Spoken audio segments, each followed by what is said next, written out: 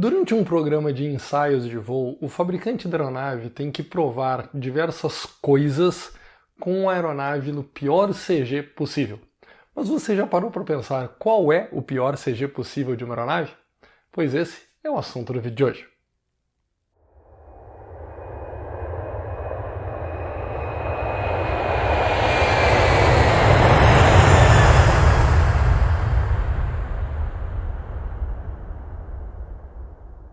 Olá pessoal, tudo bem com vocês? Bem-vindos de volta a mais um vídeo do canal Aircraft Performance.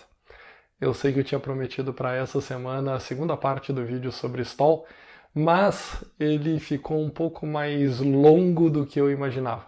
Eu estou vendo exatamente como eu vou fazer isso, se eu vou dividir ele em duas partes, e estou aproveitando o tempo que eu vou ganhar para colocar ainda mais ilustrações e, de repente, reunir alguns vídeos para explicar bem exatamente como é que funciona a questão de provocar o stall e sair dele, que é a parte mais importante.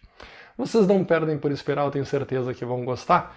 E aproveitando, eu já peço para dar o like nesse vídeo, se inscrever no canal se ainda não for inscrito e ativar o sininho para receber todas as notificações, inclusive da segunda parte do vídeo de stall quando ele sair. Mas no vídeo de hoje nós vamos falar um pouco sobre outro assunto. O assunto é o pior CG possível. Antes de entrar nessa história de CG, eu preciso explicar uma coisa que é braço de alavanca, momento de força. Eu não quero entrar aqui em equações matemáticas, pelo menos não nesse vídeo, em algum outro eu vou acabar falando sobre isso, mas de qualquer forma é uma coisa que intuitivamente todos nós sabemos o que é.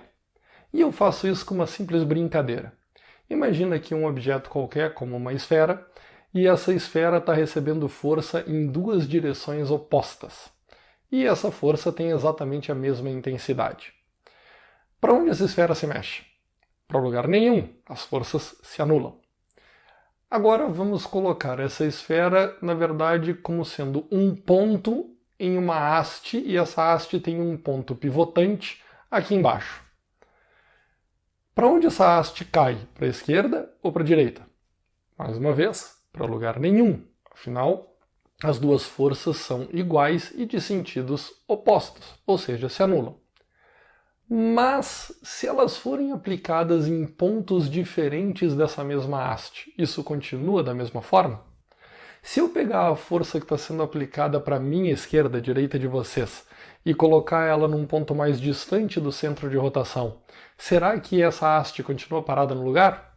Não. Agora alguém começa a vencer. Aquela que está mais distante do eixo começa a vencer e essa haste vai cair para cima de mim. Isso tem a ver com uma gangorra equilibrada, por exemplo. Uma pessoa muito leve consegue se equilibrar em uma gangorra com uma pessoa muito pesada do outro lado? É claro que sim, desde que elas não sentem a mesma distância do ponto pivotante. Aí quem é mais pesado ganha.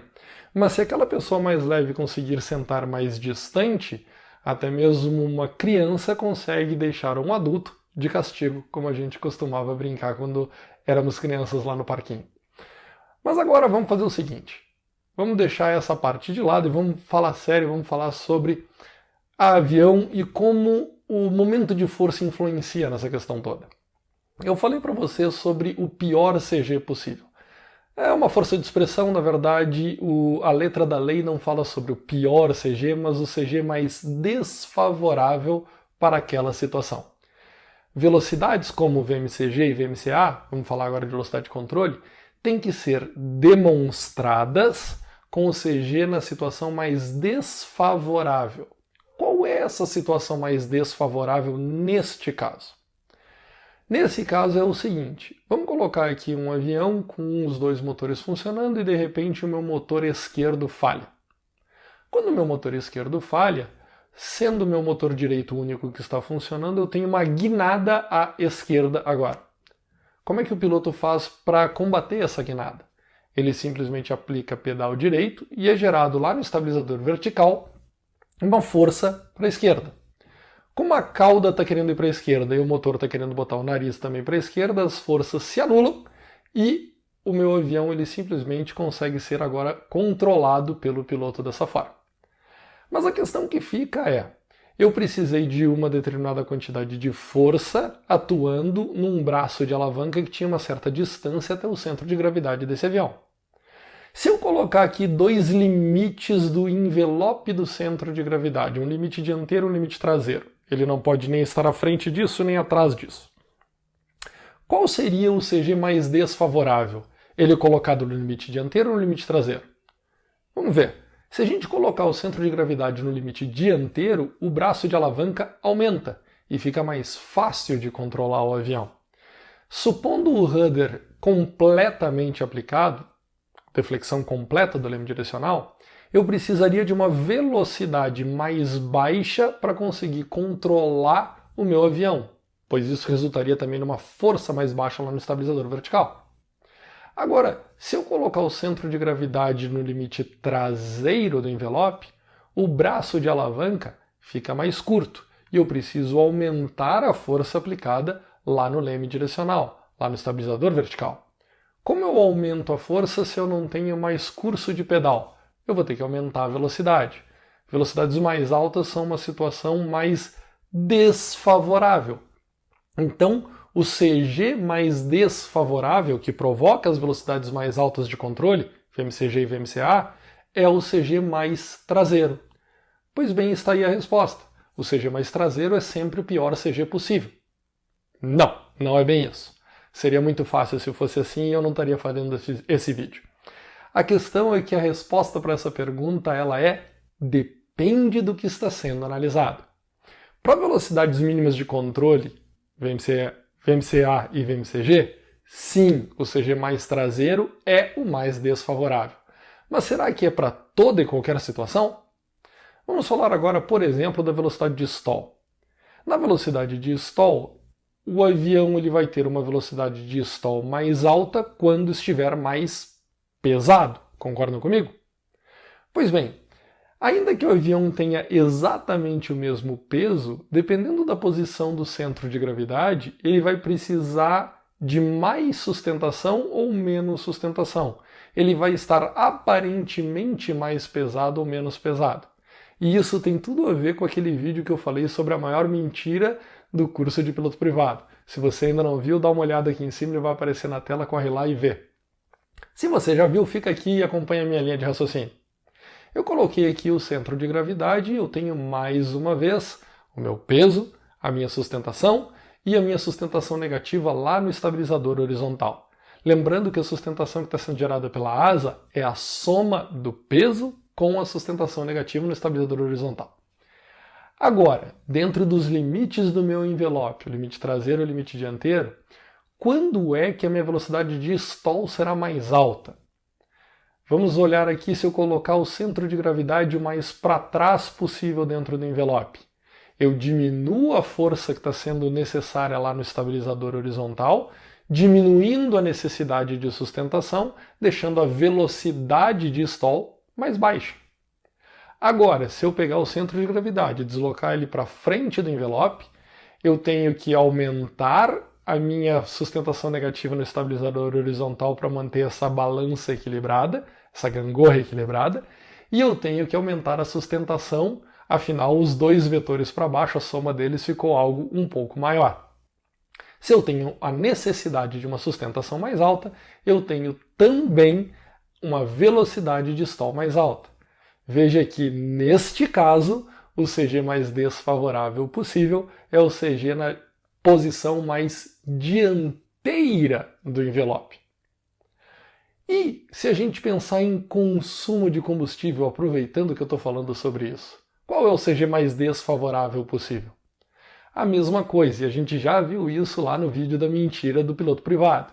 O CG mais dianteiro requer mais sustentação, então ele gera mais arrasto, ele necessita de mais tração, ele produz um consumo de combustível mais alto. Mas aqui eu lanço uma curiosidade para aqueles que não sabem. Do ponto de vista de planejamento, é oferecido pelos fabricantes a possibilidade de planejar os voos com o CG numa posição intermediária. No caso do Boeing 737-800, o planejamento em posição intermediária oferecido pela Boeing é com o CG na posição 26,2% de Mach. E aqui vai já um outro item.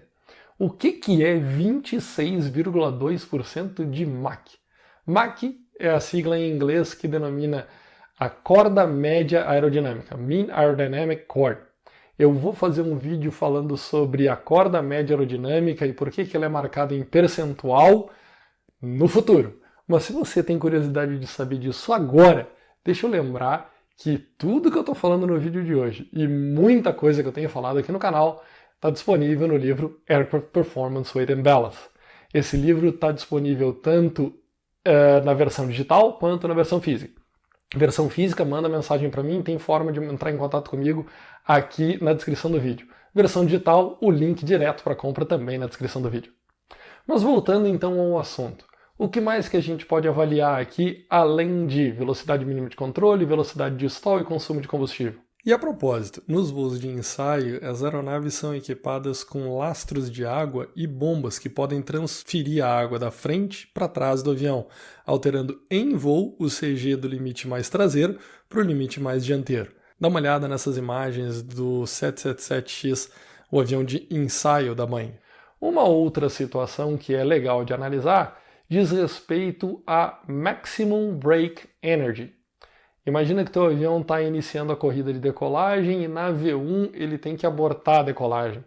Tem um CG melhor ou pior, mais favorável ou desfavorável para essa situação? Tem. Vamos pensar no seguinte, eu tenho o meu centro de gravidade nessa posição intermediária e eu tenho o peso do avião sendo distribuído no trem principal e no trem de pouso do nariz.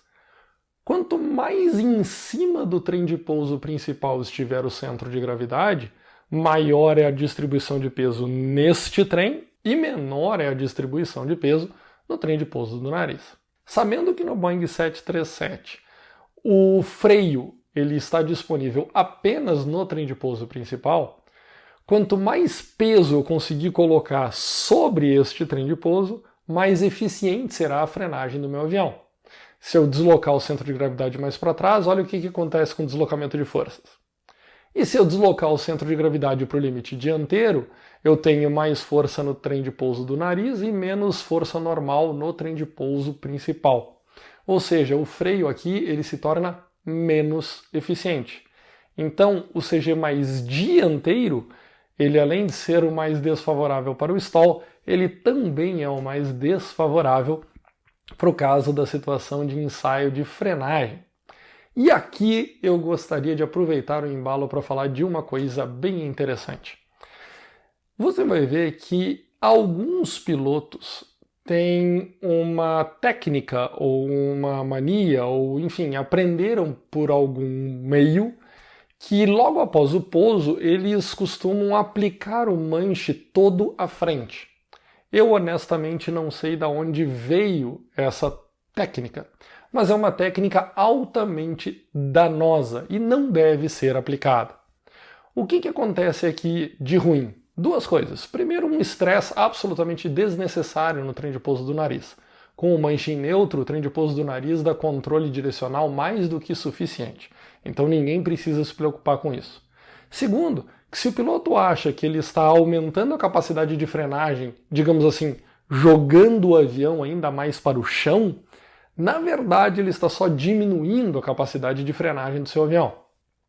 Lembra que lá na cauda do avião o estabilizador horizontal é uma asa, e se você aplicar o manche todo à frente, vai estar produzindo uma sustentação positiva lá naquele estabilizador. E isso vai estar querendo levantar a cauda do avião, jogando mais pressão no nariz e menos pressão no trem de pouso principal, que é aquele responsável por efetivamente parar a aeronave. Então, se por um acaso você aplica essa técnica, deixe de fazê-lo. E se por um acaso você vê algum colega fazendo, comente sobre esse vídeo. Vai ser bem interessante porque ele mostra claramente que isso não deve ser feito e que isso só prejudica a frenagem da aeronave. Eu espero que vocês tenham gostado desse vídeo. É mais um vídeo sobre assuntos tratados também no livro Aircraft Performance Weight and Balance. Por favor, se você se interessou, aproveita para pegar um dos links aqui e dá uma olhada lá que ele está apenas R$ 82,90 na versão digital. Me segue nas minhas redes sociais. Um abraço para vocês e até o próximo vídeo.